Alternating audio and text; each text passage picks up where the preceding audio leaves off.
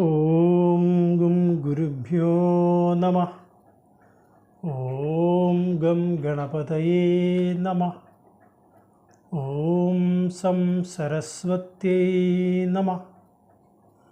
കോമളം കൂജയൻ വേണും ശ്യാമളോയം കുമാരകഃ.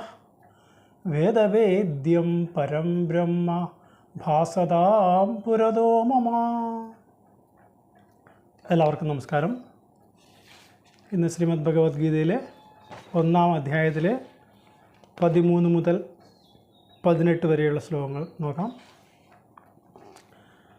തദശംഖാശ്ച ഭൈര്യശ്ച പണവാനക ഗോമുഖാഃ സഹസൈവാഭ്യഹന്യന്ത സശബ്ദസ്തുമുലോഭവത്.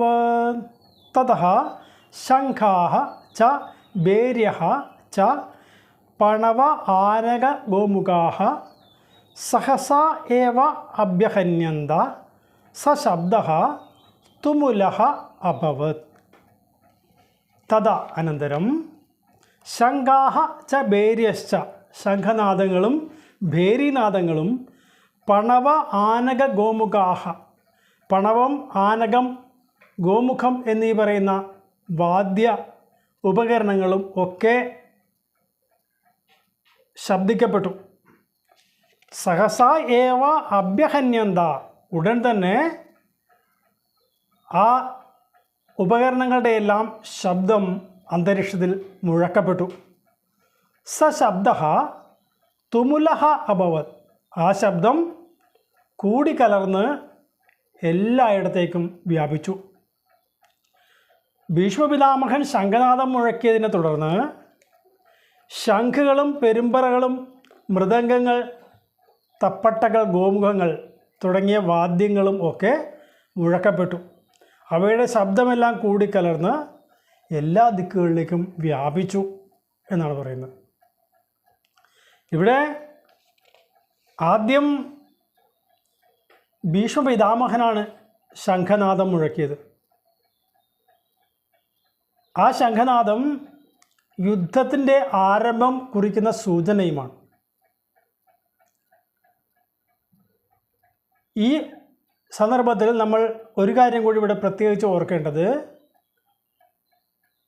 കൗരവപക്ഷത്തു നിന്നും തന്നെയാണ് എല്ലായ്പ്പോഴും യുദ്ധത്തിനായിട്ടുള്ള പ്രേരണകൾ ഉണ്ടായിരുന്നത്. പാണ്ഡവ പക്ഷത്തുള്ളവർ എപ്പോഴും സമാധാനം ആഗ്രഹിക്കുന്നവരായിരുന്നു. പക്ഷേ അവർക്ക് മറ്റൊരു മാർഗമില്ലാതെ വന്നപ്പോൾ യുദ്ധത്തിലേക്ക് ആനയിക്കപ്പെട്ടവരായിരുന്നു. പല അവസരങ്ങളിലും പാണ്ഡവരാണ് കൗരവരുടെ പീഡനങ്ങളൊക്കെ സഹിച്ചിട്ടുള്ളത് എന്ന് നമുക്ക് കഥകളിലൂടെ മനസ്സിലാവുന്നുണ്ട്. എല്ലാം ധർമ്മത്തിൻ്റെ മാർഗത്തിലൂടെ സഞ്ചരിക്കുന്നവരായതുകൊണ്ട് അവർ അതിനെല്ലാത്തിനും വേണ്ട രീതിയിൽ പ്രതികരിക്കാതെ അതിനെയൊക്കെ സഹിച്ചുകൊണ്ടും ക്ഷമിച്ചുകൊണ്ടും ഒക്കെയാണ് മുന്നോട്ട് പോയത്. പക്ഷേ അത് എതിർപക്ഷത്തുള്ള കൗരവർക്ക് എപ്പോഴും വീണ്ടും അവരെ ആക്രമിക്കുവാനുള്ള പ്രചോദനമായി തീരുകയാണ് ചെയ്തത്. ഭഗവാൻ ശ്രീകൃഷ്ണൻ ഈ മഹാഭാരത യുദ്ധം ഒഴിവാക്കുന്നതിനായിട്ട് ഒരു രാജദൂതുമായിട്ട് കൗരവ സദസ്സിലേക്ക് പോകുന്നുണ്ട്. അവിടെ അദ്ദേഹം ധൃതരാഷ്ട്രരോട് പറയുന്നുണ്ട്, ഞാൻ ഒരു പാണ്ഡവൻ്റെ ദൂതുമായി വന്നവനല്ല, പക്ഷേ ഞാൻ എന്താണോ സന്ധി സംഭാഷണത്തിൽ പറയുന്നത് അത് പാണ്ഡവർക്ക് കൂടി സ്വീകാര്യമായിരിക്കും എന്നാണ് പറയുന്നത്. അതിനുശേഷം പാണ്ഡവർക്ക് വേണ്ടി അർദ്ധരാജ്യം കൊടുക്കാനായിട്ട് ശ്രീകൃഷ്ണൻ ആവശ്യപ്പെടുന്നു. അത് ദുര്യോധനൻ നിരസിക്കുമ്പോൾ വേണ്ട 5 ഗ്രാമങ്ങൾ നൽകാൻ ആവശ്യപ്പെടുന്നു. അതും നിരസിച്ചപ്പോൾ വേണ്ട 5 വീടുകൾ നൽകാൻ ആവശ്യപ്പെടുന്നു. അപ്പോഴെല്ലാം കൗരവന്മാരുടെ നായകൻ എന്ന് സ്വയം വിശേഷിപ്പിക്കുന്ന ദുര്യോധനൻ പറഞ്ഞ അവർക്ക് മണ്ണ് കിള്ളിയിടാൻ 1 ഇഞ്ച് ഭൂമി ഞാൻ നൽകില്ല എന്നാണ് പറഞ്ഞത്. അപ്പോൾ ധർമ്മത്തിൻ്റെതായ എല്ലാ മാർഗങ്ങളും അടഞ്ഞതിന് ശേഷമേ ഒരു കലഹത്തിലേക്ക് പോകാവൂ എന്നുള്ള പാഠം കൂടി നമ്മളിവിടെ പഠിപ്പിക്കുകയാണ് ഈ കഥയിലൂടെ ചെയ്യുന്നത്. എല്ലാ സന്ദർഭത്തിലും കൗരവരാണ് ഒരു വ്യവഹാരത്തിന് അല്ലെങ്കിൽ യുദ്ധത്തിനെല്ലാം മുന്നിട്ട് നിൽക്കുന്നത് എന്നുള്ളതിൻ്റെ സൂചന കൂടിയാണ് ഇവിടെ ഭീഷ്മ പിതാമഹൻ്റെ ഈ ശംഖനാദവും. തന്നെയുമല്ല, ദുര്യോധനെ സംബന്ധിച്ചിടത്തോളം ഭീഷ്മ ദ്രോണ കൃപാദികളെല്ലാം പാണ്ഡവ പക്ഷത്താണ് മനസ്സുകൊണ്ട് എന്നുള്ള ഒരു ചിന്തയും കൂടി ദുര്യോധനുണ്ട്. സേനയെ നയിക്കുന്ന സേനാനായകനായ ഭീഷ്മ പിതാമഹൻ ഇപ്രകാരം ഒരു ശംഖനാദം മുഴക്കിയിട്ട് സിംഹഗർജനവും നടത്തുമ്പോൾ ദുര്യോധനുള്ള ആ വിശ്വാസക്കുറവൊന്ന് പരിഹരിച്ചു കൊടുത്തേക്കാം എന്നുകൂടി സങ്കല്പിച്ചിട്ടാവണം അദ്ദേഹം ആദ്യം ഈ ശംഖനാദം മുഴക്കിക്കൊണ്ട് യുദ്ധത്തിന് ആരംഭം കുറിച്ചത്. തത ശംഖാശ്ച ഭേര്യശ്ച പണവാനക ഗോമുഖാഃ സഹസൈവാഭ്യഹന്യന്ത സശബ്ദസ്തു മുലോഭവത്. തത ശ്വേതൈർഹയൈർയുക്തേ മഹതി സ്യന്ദനേ സ്ഥിതൗ മാധവ പാണ്ഡവാശ്ചൈവ ദിവ്യൗ ശംഖൗ പ്രദത്മതുഃ. തതഃ ശ്വേതൈഃ ഹയൈഃ യുക്തേ മഹതി സ്യന്ദനേ സ്ഥിതൗ മാധവഃ പാണ്ഡവഃ ച ഏവ ദിവ്യൗ ശംഖൗ പ്രദത്മതുഃ. തദാ അനന്തരം ശ്വേതൈഃ ഹയൈഃ യുക്തേ വെളുത്ത കുതിരകളെ യോജിപ്പിച്ചിട്ടുള്ള മഹതി സ്യന്ദനേ സ്ഥിതൗ മഹത്തായ രഥത്തിൽ സ്ഥിതി ചെയ്യുന്നവരായ മാധവഃ ശ്രീകൃഷ്ണ ഭഗവാനും പാണ്ഡവഃ ച ഏവ മധ്യമ പാണ്ഡവനായ അർജുനനും ദിവ്യൗ ശംഖൗ പ്രദത്മതുഃ അവരുടെ ദിവ്യങ്ങളായ ശംഖുകളെയും വിളിച്ചു.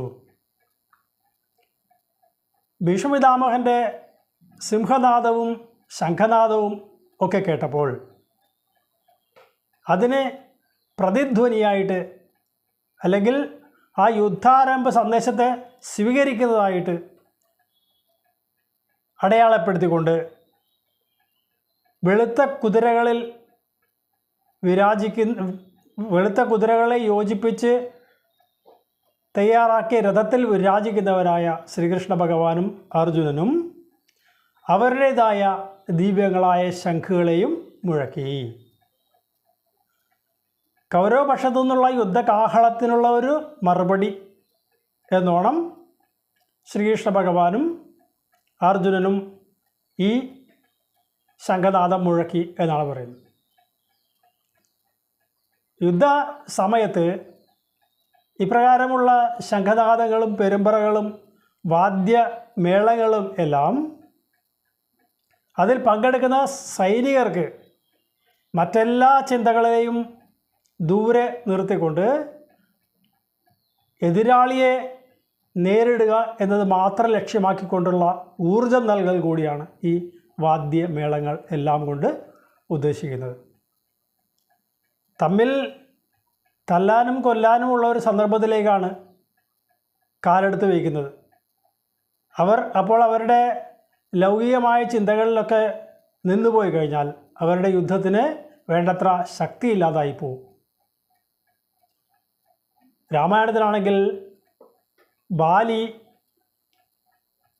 സുഗ്രീവനെ ഒരു തവണ പരാജയപ്പെടുത്തി.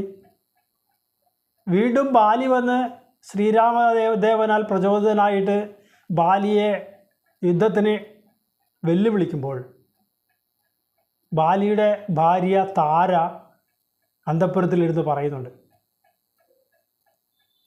ഇപ്പോൾ തോൽപ്പിച്ച് പോയ ആ സുഗ്രീവൻ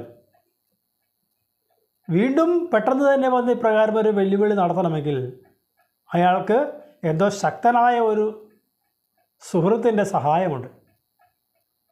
തന്നെയുമല്ല, പുത്രനായ അംഗദൻ വനത്തിൽ പോയ സമയത്ത് അവിടെ നാരദാദി മുനികളാൽ പറയപ്പെട്ട ചില വാർത്തകൾ കൂടി ഞാൻ കേട്ടിരുന്നു. അവിടെ പറയുന്നു ശ്രീരാമദേവൻ സുഗ്രീവനുമായി സഖ്യം ചെയ്തിരിക്കുന്നു എന്ന്. അപ്പോൾ താരയുടെ മനസ്സിൽ കുടുംബപരമായ അല്ലെങ്കിൽ ലൗകികമായ ചിന്തകൾ ബാലിയുടെ മനസ്സിലേക്ക് പകർന്നു കൊടുക്കുമ്പോൾ യുദ്ധസന്നദ്ധനായിട്ട് നിൽക്കുന്ന ബാലി അതിനെ സ്വീകരിക്കുന്നില്ല. ആ ലൗകികതയെല്ലാം ഉപേക്ഷിച്ചുകൊണ്ടാണ് അവിടെ നിന്നും പുറപ്പെട്ട് വന്ന് സുഗ്രീവനുമായി യുദ്ധം ചെയ്യാൻ നിൽക്കുന്നത്. അപ്പോൾ ഒരു യുദ്ധത്തിൽ തയ്യാറെടുക്കുന്ന ഒരാൾ അയാളുടെ കുടുംബ ബന്ധങ്ങളെക്കുറിച്ചുള്ള ഓർമ്മകളെ പോലും അകറ്റി നിർത്തിയെങ്കിലേ യുദ്ധത്തിൽ പൂർണ്ണമായിട്ട് പങ്കെടുക്കാനായിട്ട് സാധിക്കുകയുള്ളൂ. അല്ലെങ്കിൽ മാനസികമായി തളർന്നു കഴിഞ്ഞാൽ ഒരു യോദ്ധാവിനും വേണ്ട രീതിയിൽ യുദ്ധം ചെയ്യാൻ കഴിയില്ല. ആ ഒരു രംഗത്തിലേക്ക് തന്നെയാണ് ഇവിടെ അർജുനനും എത്തിച്ചേരുന്നത്.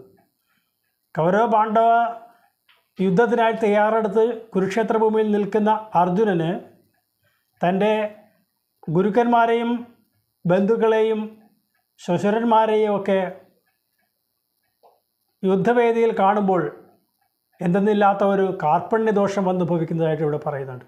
അതുകൊണ്ട് തന്നെയാണ് ഈ അധ്യായത്തിന് പേരിട്ടതും അർജുന വിഷാദ യോഗം എന്ന്. എല്ലാ ലൗകിക ചിന്തകളെയും മാറ്റി നിർത്തിക്കൊണ്ട് യുദ്ധത്തിലേക്ക് എല്ലാവരെയും വിളിക്കുന്ന അല്ലെങ്കിൽ എല്ലാവരെയും പ്രചോദിപ്പിക്കുന്നതായ ഒരു ശബ്ദമുറകളാണ് ഈ പെരുമ്പറയും ശംഖനാദങ്ങളും ഒക്കെ. തദശ്വേതൈർഹയൈർയുക്തേ മഹതി സ്യന്തനെ സ്ഥിതൗ മാധവ പാണ്ഡവാശ്ചൈവ ദിവ്യൗ ശംഖൗ പ്രദത്മധു. അടുത്ത 2 ശ്ലോകങ്ങൾ ഒരുമിച്ചാണ് അർത്ഥം പറയേണ്ടത്. അതുകൊണ്ട് രണ്ടും ഒരുമിച്ച് വായിച്ചിട്ട് അർത്ഥം പറയാം.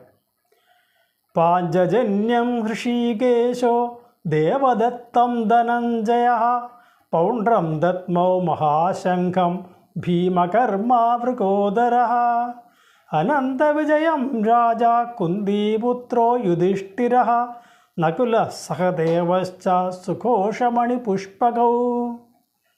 പാഞ്ചജന്യം ഹൃഷീകേശ ദേവദത്തം ധനഞ്ജയ പൗണ്ഡ്രം ദത്മൗ മഹാശംഖം ഭീമകർമാ മൃഗോദര അനന്തവിജയം രാജാ കുന്ദീപുത്ര യുധിഷ്ഠിര നകുല സഹദേവ ച സുഘോഷമണിപുഷ്പകൗ. പാഞ്ചജന്യം ഹൃഷീകേശ. പാഞ്ചജന്യം എന്നുള്ള ശംഖ് ഹൃഷീകേശൻ ഇന്ദ്രിയങ്ങളുടെ നാഥനായിരിക്കുന്ന ശ്രീകൃഷ്ണ ഭഗവാൻ മുഴക്കി. ദേവദത്തം ധനഞ്ജയ. ധനഞ്ജയൻ അർജുനൻ ദേവദത്തം എന്നുള്ള ശംഖാണ് മുഴക്കിയത്. പൗണ്ഡ്രം ദത്മൗ മഹാശംഖം. പൗണ്ഡ്രം എന്നു പേരുള്ള മഹത്തായ ശംഖിനെ ഭീമകർമ്മ മൃഗോദര. വലിയ വലിയ കർമ്മങ്ങളൊക്കെ അനുഷ്ഠിക്കുന്നവനായ വൃഗോദരൻ ഭീമൻ പൗണ്ഡ്രം എന്നുള്ള ശംഖിനെ വിളിച്ചു. അനന്തവിജയം രാജാ കുന്തിപുത്ര യുധിഷ്ഠിര. രാജാവായ കുന്തിപുത്രനായ യുധിഷ്ഠിരനാവട്ടെ അനന്തവിജയം എന്നു പേരായ തൻ്റെ ശംഖ് മുഴക്കി. നകുല സഹദേവ ച. നകുലനും സഹദേവനും സുഘോഷ മണിപുഷ്പകൗ. സുഘോഷം എന്നും മണിപുഷ്പകം എന്നും പേരായ അവരുടെ ശംഖുകളെ വിളിച്ചു എന്നാണ് പറയുന്നത്. ഇവിടെ ശ്രീകൃഷ്ണ ഭഗവാനെ ഹൃഷീകങ്ങളുടെ ദേവതയായി സങ്കല്പിച്ചുകൊണ്ടാണ് ഹൃഷീകേശൻ എന്ന് പറഞ്ഞിരിക്കുന്നത്. നമ്മുടെ എല്ലാം ഇന്ദ്രിയങ്ങളുടെ നാഥനായിരിക്കുന്ന ആ പരമാത്മ ചൈതന്യം തന്നെയാണ് ശ്രീകൃഷ്ണനായിട്ട് ഇവിടെ അർത്ഥമാക്കുന്നത്. അദ്ദേഹം വിളിച്ച ശംഖാണെങ്കിലോ പാഞ്ചജന്യം എന്നു പേരായിട്ടുള്ള ശംഖാണ്. ഈ പാഞ്ചജന്യത്തിനും ഒരു കഥ പറയാനുണ്ട്. സാന്ദീപനി മഹർഷിയുടെ ആശ്രമത്തിൽ 64 ദിവസം കൊണ്ട് കൃഷ്ണ രാമന്മാർ അവരുടെ വിദ്യാഭ്യാസം പൂർത്തിയാക്കിയതായിട്ട് നമുക്ക് ഭാഗവതത്തിലൂടെ മനസ്സിലാവും. ഏതൊരു വിദ്യയും അഭ്യസിച്ചു കഴിഞ്ഞാൽ ആ വിദ്യകളൊക്കെ ഉപദേശിച്ചു തന്ന ഗുരുവിന് ഒരു ദക്ഷിണ സമർപ്പിച്ചുകൊണ്ട് ആ വിദ്യാഭ്യാസം പൂർണ്ണമാക്കണം എന്നാണ് സങ്കല്പം. അതനുസരിച്ച് അവർക്ക് ദക്ഷിണയ്ക്കുള്ള സമയമായപ്പോൾ ഗുരുവിനോട് ചോദിച്ചു, അങ്ങേക്ക് എന്താണ് ഞങ്ങൾ ദക്ഷിണയായി നൽകേണ്ടത് എന്ന്. ഗുരുവിന് അറിയാം ഈ രാമകൃഷ്ണന്മാർ സാധാരണ വിദ്യാർത്ഥികളല്ല. അങ്ങനെ സാധാരണ വിദ്യാർത്ഥികളോട് ആവശ്യപ്പെടുന്ന ഒരു ദക്ഷിണയുമല്ല ഇവരോട് ആവശ്യപ്പെടേണ്ടത് എന്ന് അദ്ദേഹത്തിന് അറിയാം. അദ്ദേഹം ആ സമയത്ത് തൻ്റെ പത്നിയുടെ പുത്രദുഃഖത്തെക്കുറിച്ചാണ് ആലോചിച്ചത്. അദ്ദേഹം ഈ കുട്ടികളെ പത്നിയുടെ അടുക്കലേക്ക് അയച്ചു. അപ്പോൾ ഗുരുപത്നിയോട് രാമകൃഷ്ണന്മാർ ചോദിച്ചു, അമ്മയ്ക്ക് എന്താണ് വേണ്ടത്? ഞങ്ങൾ ഈ 64 ദിവസം ഇവിടെ സ്വന്തം വീട് പോലെ താമസിച്ച് ഞങ്ങളെ സ്വന്തം മക്കളായിട്ട് തന്നെ അമ്മ പരിപാലിച്ചു. ഇവിടെ നിന്ന് ഞങ്ങൾ വിടവാങ്ങി പോകുന്നതിന് മുമ്പായിട്ട് അമ്മയ്ക്ക് എന്താണ് ഞങ്ങൾ നൽകേണ്ടത് എന്ന് പറഞ്ഞപ്പോൾ പുത്രദുഃഖത്താൽ കരയുന്ന ആ അമ്മ തൻ്റെ പുത്രനെ തിരികെ കിട്ടിയെങ്കിൽ നന്നായിരുന്നു എന്ന് പറഞ്ഞു. ആ അമ്മയുടെ വേദനയെ കണ്ട് വളരെയധികം ദയാർദ്രരായ രാമകൃഷ്ണന്മാർ ആ പ്രഭാസ തീർത്ഥത്തിൽ വെച്ചിട്ടാണ് സാന്ദീപന മഹർഷിയുടെ പുത്രൻ മുങ്ങി മരിക്കുന്നത്. ആ പ്രഭാസ തീർത്ഥത്തിൽ ചെന്നിട്ട് വരുണനെ വിളിച്ചു വരുത്തി ശ്രീകൃഷ്ണ ഭഗവാൻ. അപ്പോൾ വരുണദേവൻ അവിടെ പ്രത്യക്ഷപ്പെട്ടുകൊണ്ട് പറഞ്ഞു, ഞാൻ ഈ കുട്ടിയെ കൊണ്ടുപോയിട്ടില്ല, ഇനി ഇതിൻ്റെ അടിയിലെങ്ങാനും കിടപ്പുണ്ടോ എന്ന് അങ്ങ് നോക്കിക്കോളൂ എന്ന് പറഞ്ഞിട്ട് രാമകൃഷ്ണന്മാർ ചെന്ന് ആ നദിയുടെ അടിത്തട്ടിൽ ചെന്ന് നോക്കിയപ്പോൾ അവിടെ ഒരു ശംഖാണ് കണ്ടത്. അത് പഞ്ചജനൻ എന്നു പേരായ ഒരു രാക്ഷസനായിരുന്നു. ശംഖിൻ്റെ രൂപത്തിൽ അവിടെ ഉണ്ടായിരുന്നു. അയാൾ കൊണ്ടുപോയോ എന്ന് അന്വേഷിക്കാൻ വരുണൻ പറഞ്ഞതനുസരിച്ചാണ് താഴേക്ക് ചെന്ന് നോക്കിയത്. അപ്പോൾ ആ പഞ്ചജനെ വധിച്ചിട്ട് ആ ശംഖിനെ എടുത്തുകൊണ്ട് പോന്നു. അത് കഴിഞ്ഞ് സംയമനിപുരിയിൽ ചെന്ന് അവിടെ നിന്നും ഗുരുപുത്രനെ ആനയിച്ചു കൊണ്ടുവന്ന് അമ്മയ്ക്ക് സമർപ്പിച്ചുകൊണ്ട് ഗുരുദക്ഷിണ വീടുന്നു. അങ്ങനെ ആ നദിയുടെ അടിത്തട്ടിൽ നിന്ന് ലഭിച്ച പഞ്ചജനൻ്റേതായ ശംഖ് പാഞ്ചജന്യം എന്നു പേരായി അത് ശ്രീകൃഷ്ണ ഭഗവാൻ ഉപയോഗിക്കുന്നു. ആ പാഞ്ചജന്യമാണ് ഇവിടെ ഊതുന്നത് എന്നുകൂടി നമുക്കിവിടെ സൂചിപ്പിക്കാം.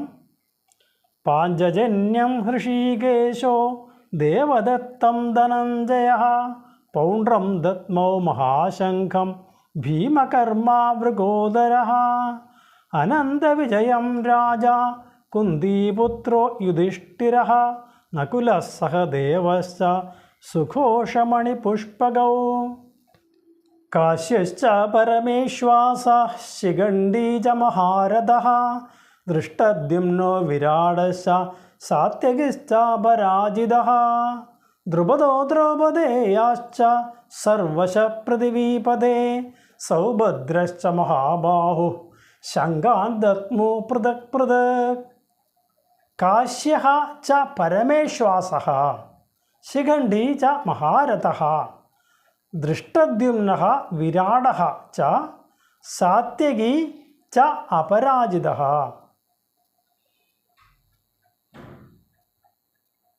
ദ്രുപദഃ ദ്രൗപദേയാഃ ച സർവശഃ പൃഥിവീപദേ സൗഭദ്രഃ ച മഹാബാഹുഃ ശംഖാൻ ദദ്മുഃ പൃഥക് പൃഥക്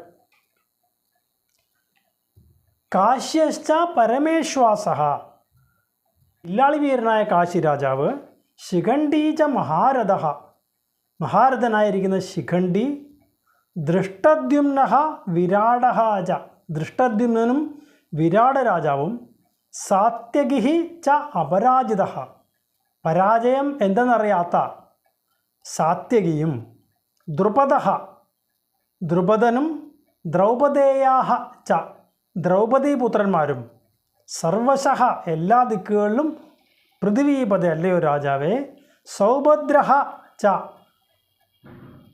സുഭദ്രയുടെ പുത്രനായ അഭിമന്യുവും മഹാബാഹുഃ വളരെ ദീർഘമായ ബാഹുക്കളുള്ളവനായ അഭിമന്യു അവരെല്ലാം ശംഖാൻ ദദ്മു പൃഥക് പൃഥക് അവരെല്ലാം വെവ്വേറെയായി ശംഖുകളെ മുഴക്കി. കാശി രാജാവ്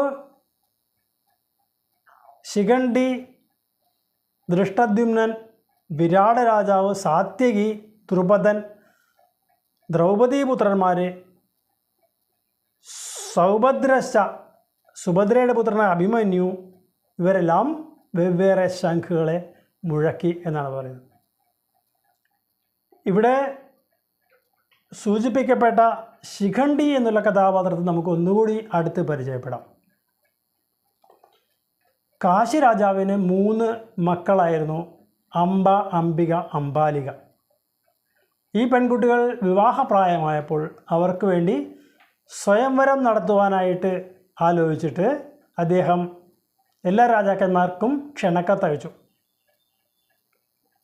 അതിൽ പങ്കെടുക്കാനായിട്ട് ഭീഷ്മരും എത്തിച്ചേർന്നത്.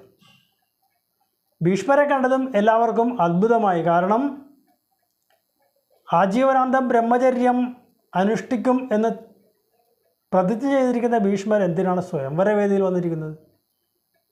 എല്ലാവരും സ്തബ്ധരായി നിന്നു. അപ്പോൾ ഭീഷ്മർ കാശി രാജാവിനോട് പറഞ്ഞു, ഞാൻ അങ്ങയുടെ ഈ 3 പുത്രിമാരെയും ഹസ്തിനപുരത്തിലെ അനന്തരാവകാശികളായിരിക്കുന്ന വിചിത്രവീര്യനും വരിക്കുന്നതിനായിട്ട് എത്തിച്ചേർന്നതാണ്. ഈ വിചിത്രവീര്യൻ സ്വയം വന്ന് വിവാഹത്തിൽ പങ്കെടുക്കുകയല്ല ചെയ്തത്. ഭീഷ്മരെ ഈ വിവാഹത്തിൽ പങ്കെടുത്തുകൊണ്ട് ആ 3 പെൺകുട്ടികളെയും ഹസ്തിനപുരത്തിലേക്ക് കൊണ്ടുപോകാനാണ് തീരുമാനിച്ചത്. ഈ വിവരം അറിഞ്ഞ എല്ലാ രാജാക്കന്മാരും ഭീഷ്മരോട് എതിരിടാനായിട്ട് നിന്നെങ്കിലും അവരെല്ലാം നിഷ്പ്രഭരാക്കിക്കൊണ്ട് 3 പേരെയും തേരിൽ കയറ്റി കൊണ്ടുപോകാൻ ഭാവിച്ചപ്പോൾ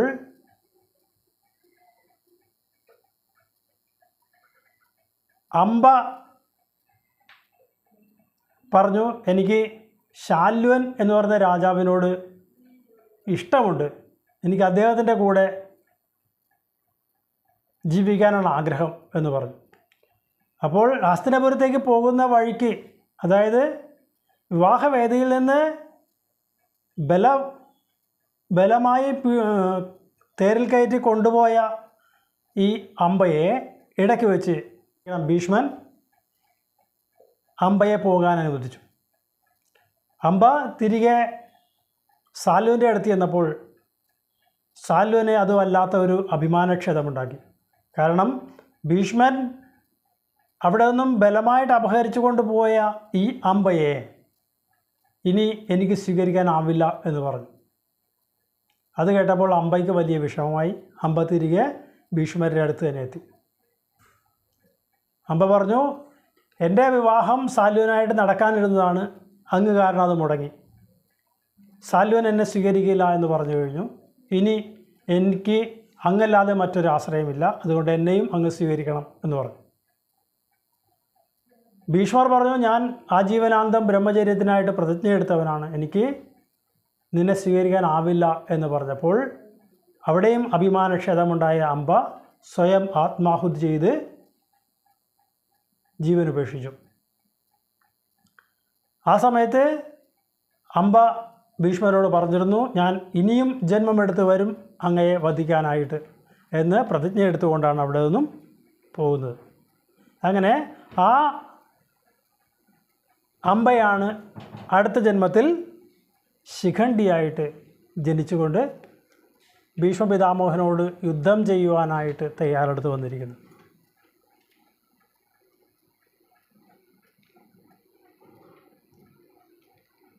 ഇപ്രകാരമുള്ള ഓരോ കഥാപാത്രത്തെയും നമുക്ക് ഈ വേദിയിൽ വെച്ചിട്ടാണ് പരിചയപ്പെടേണ്ടത്. അതുപോലെ ദൃഷ്ടദ്യുമ്നൻ എന്ന് പറയുന്നത് പാഞ്ചാലിയുടെ അല്ലെങ്കിൽ ദ്രൗപദിയുടെ ഇരട്ട സഹോദരനാണ്. ഈ ദൃഷ്ടദ്യുമ്നനാണ് പാണ്ഡവസേനയുടെ സൈന്യാധിപൻ. കാശ്യശ്ച പരമേശ്വാസ ശിഖണ്ഡീ ച മഹാരഥഃ ദൃഷ്ടദ്യുമ്നോ വിരാടശ്ച സാത്യകിശ്ചാപരാജിതഃ ദ്രുപദോ ദ്രൗപദേയാശ്ച സർവശ പൃഥിവീപദേ സൗഭദ്രശ്ച മഹാബാഹു ശങ്കാൻ ദത്മോ പൃഥക് പൃഥക്. ഓം കരചരണകൃതം വാ കായജം കർമ്മജം വാ ശ്രവണനയനജം വാ മാനസം വാ പരാധം വിഹിതമവിഹിതം വാ സർവമേതക്ഷമസ്വ. ജയ ജയ കരുണാബ്ദേ ശ്രീ മഹാദേവ ശംഭോ.